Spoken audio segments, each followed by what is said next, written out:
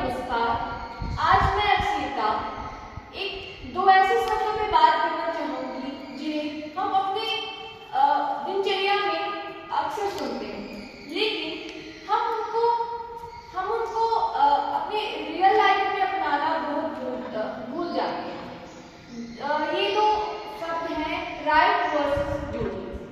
अगर हम देखें राइट वर्सेस ड्यूटी तो हम पाएंगे कि ये दोनों शब्द अलग अलग, पर अगर हम थोड़ा गौर करें तो हमें पता चलेगा कि ये दोनों शब्द एक ही काम करते हैं।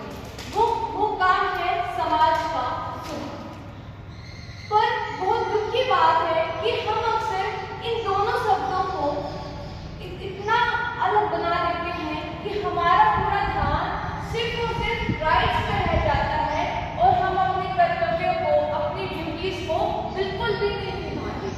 ऐसा लगता है कि हम कॉन्स्टिट्यूशन के आर्टिकल 12 और 35 को भी याद रखकर आर्टिकल 51A को भूल जाते हैं। जी हाँ दोस्तों, हम राइट्स को ही अपनाते हैं, ड्यूटीज का पालन करने से कतराते हैं।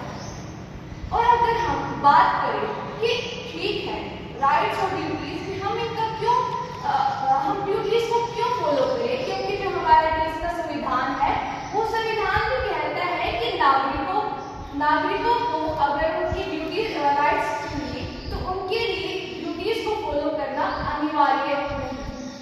पर आप अपने आसपास देखिए, लोग अपनी राइट्स